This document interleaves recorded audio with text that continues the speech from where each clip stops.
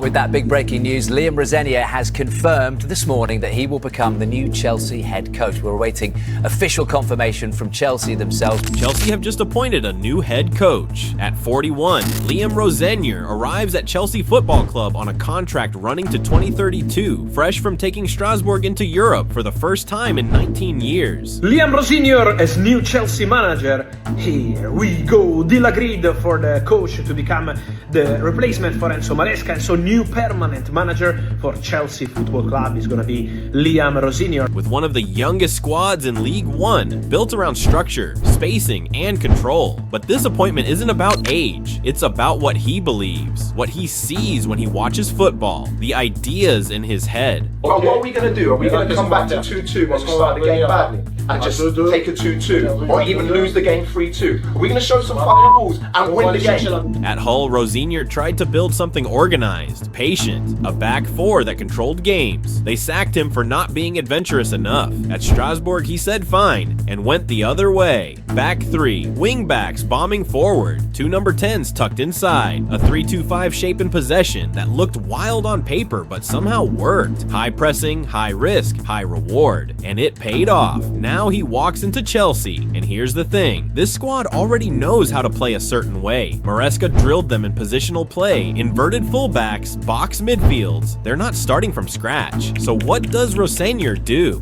Does he stick with what's already there and just tweak it? Does he tear it up and bring in his Strasbourg system? Or does he do something smarter? Blend the two, play one way on the team sheet and another when the ball's moving. Because whatever he decides will shape everything. How Chelsea build from the back, how they handle transitions, which players suddenly become essential, and which ones quietly slip down the pecking order. This isn't a rebuild. It's not even really about personnel. It's about how Chelsea want to play football. And Rosenior has to figure that out before he even picks his first starting 11. At the heart of everything Liam Rosenior does is one clear principle: control before risk. Not control for the sake of hogging the ball, but control of space, tempo, and structure. The three things that define his teams, no matter where he's coaching or who he's working with. Rosenior isn't a formation-first coach. His teams change shape, but the ideas stay the same. Build-up is patient and organized, with clear spacing between the lines. The first pass is rarely a punt and a prayer. It's got a purpose. Center backs step into midfield when it makes sense. Midfielders position themselves to offer passing lanes forward. Wide players stretch the pitch, not to isolate themselves out wide, but to create space for others to exploit. Look across his career and one thing jumps out. Rosenior's teams value ball security and defensive balance. At Hull City, his side regularly ranked among the championship's best for keeping possession and limiting shots against them, even when they weren't scoring enough themselves. That defensive solidity wasn't about sitting deep, it was about positioning. When Hull attacked, they did it with shape, making sure there was always protection behind the ball. At Strasbourg, the philosophy evolved. Rosenior took more risks, but he never abandoned structure. His side often pushed 5 players high in attack, but always kept a 2-man shield sitting deeper. A setup designed to dominate territory while making sure they weren't exposed on the counter. The result wasn't just European qualification, but real consistency. Strasbourg finished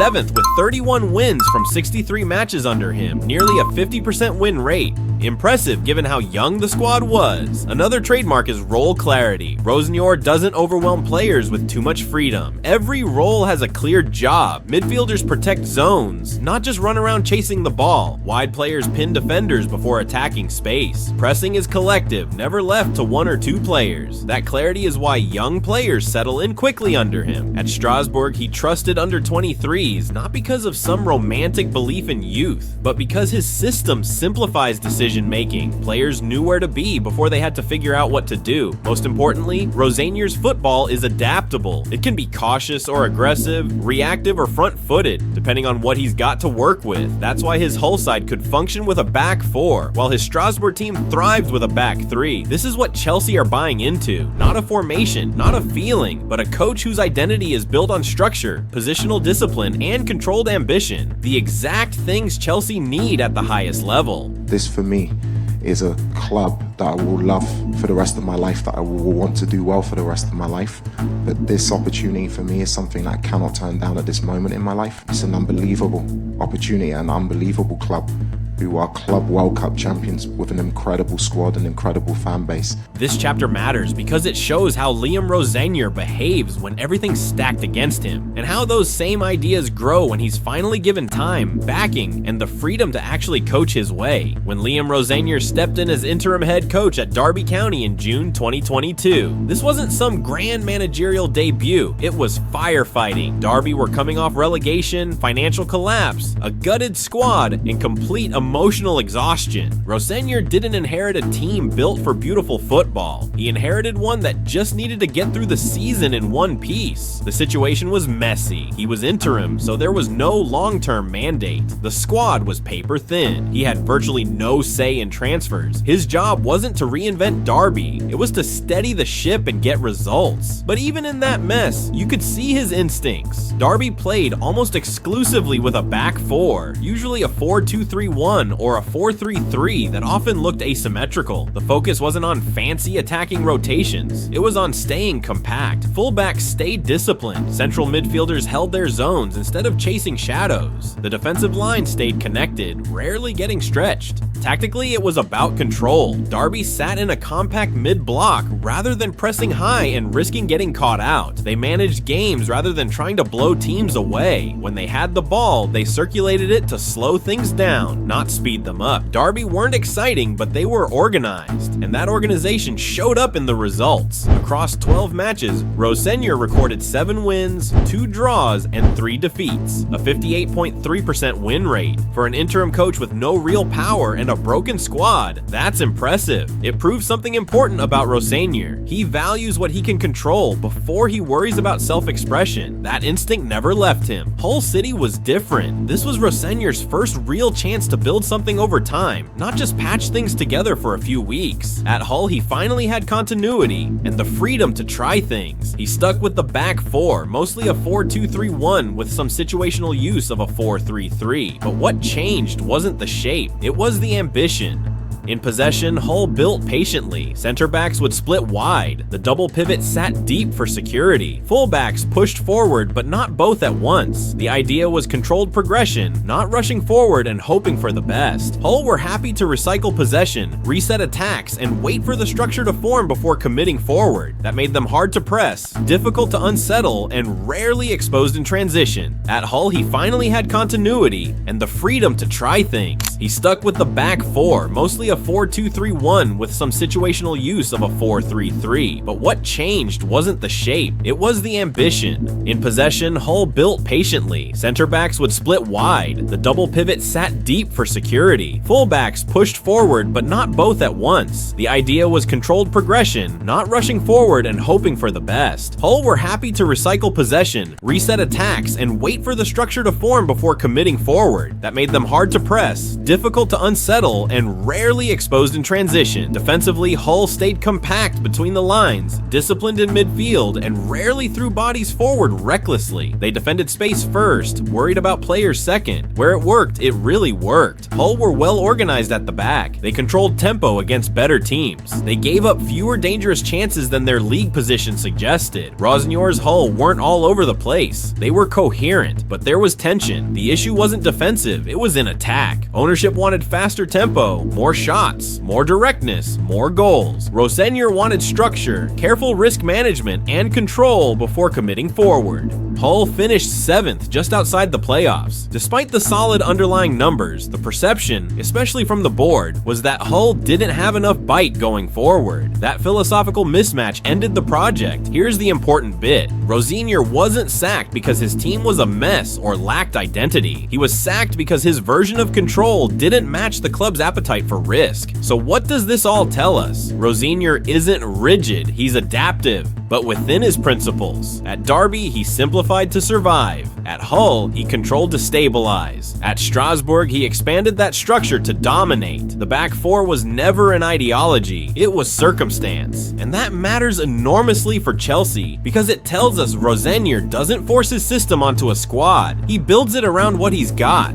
This is the chapter everything else depends on. If you want to understand what Liam Rosenior might become at Chelsea, you start with Strasbourg, and then you look carefully at what Chelsea already are. Not vibes, not reputation, structure. Strasbourg was the first time Rosenior had three things at once: tactical authority, a squad built for development, and time to actually implement his ideas rather than just patch things together. The result wasn't just surface level improvement, it was a complete structural shift. In his first season, Rosenior took Strasbourg to 7th in League One and into Europe for the first time in 19 years. And the squad he did it with was young, really young. Key minutes and responsibility went to players like Mamadou Sarr, Ismael Doucouré, Abakar Silla, Guela Doué, Andre Santos, Delane Bakwa, and Emmanuel Omega. This is why Strasbourg matters for understanding what Rosenior might do at Chelsea. It's the closest thing we have to Rosenior football with no limits. On paper, Strasbourg were most commonly set up in a 3-4-2-1 with the flexibility to shift depending on the phase of play and the situation. The personnel made sense for the system.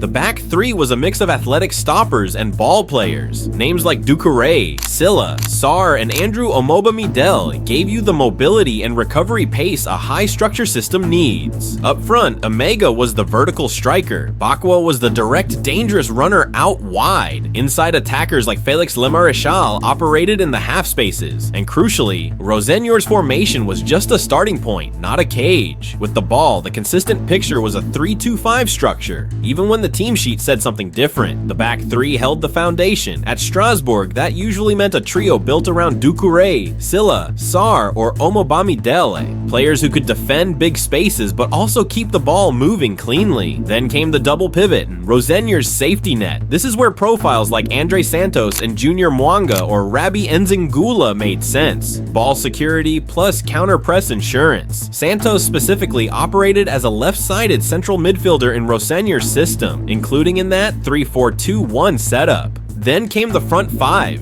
and this is where Rosenior's Strasbourg looked really modern. Width was held by wingbacks or wide midfielders, while the half spaces were occupied by inside forwards and 10s. Personnel-wise, that meant Caleb Wiley on the left, Guela Doué on the right, or wide players like Diego Moreira and Sebastian Nanasi, depending on the selection. In the half spaces, you had Lemarechal connecting play, Bakwa, when used higher, forcing defenders to turn, and supporting attackers rotating around Omega. Here's the key. The system was built to create predictable spacing so young players could execute repeatable decisions instead of having to improvise every time. In Rosenior's 3-4-2-1, the wingbacks weren't just defenders helping out an attack, they were the primary width. So when you saw names like Wiley and Doué in those wide lanes, they weren't supporting the attack, they were building its shape. Once the wingbacks pinned the width, the inside attackers could live between the lines, and that's where the two 10s became dangerous. Strasbourg pressed with intent, but the pressing only worked because the rest defense was ready. The concept was a 3+2 rest shape behind the attack. The back three stayed connected, and two midfielders held central protection, ready to counter press. That's why pivot profiles like Santos and a defensive mid-type like Mwanga or Enzingula were so important. They were the system's safety net. The results back it up. Rosenior's record at Strasbourg stands at 63 matches and 31 wins, around a 49% win rate. Now comes the crucial bit. Chelsea aren't a blank canvas. Under Enzo Maresca, the squad has already been trained in positional play, specifically the structural habits that mirror Rosenior's Strasbourg setup. Chelsea routinely created a back three in possession by inverting a fullback into midfield. Tactical analysis from the Premier League has documented examples where Moises Caicedo inverted from right back, with João Pedro dropping to connect play. Chelsea's own communications around Maresca's early work discuss his inverted fullback options, so this wasn't a one-off,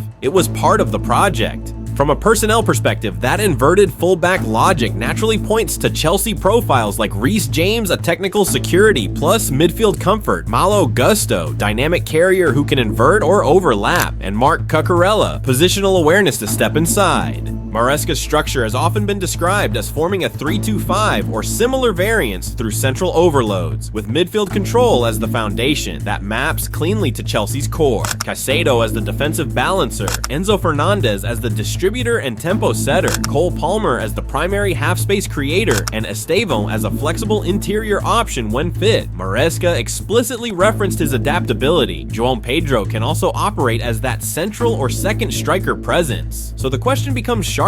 Does Rosenior rip this up and move Chelsea toward a more explicit Strasbourg-style base? A true 3-4-2-1, potentially using James, Gusto, or Cucurella as wingback inverted hybrids, Caicedo plus Enzo Gasto as the stabilizing double pivot and Palmer as a half-space 10 behind a striker? Or does he refine what's already there, keeping the Maresca spacing principles but adding Rosenior's Strasbourg-style wing width, pressing triggers, and rest defense discipline? Because the evidence from Strasbourg suggests Rosenior doesn't destroy structure, he evolves it.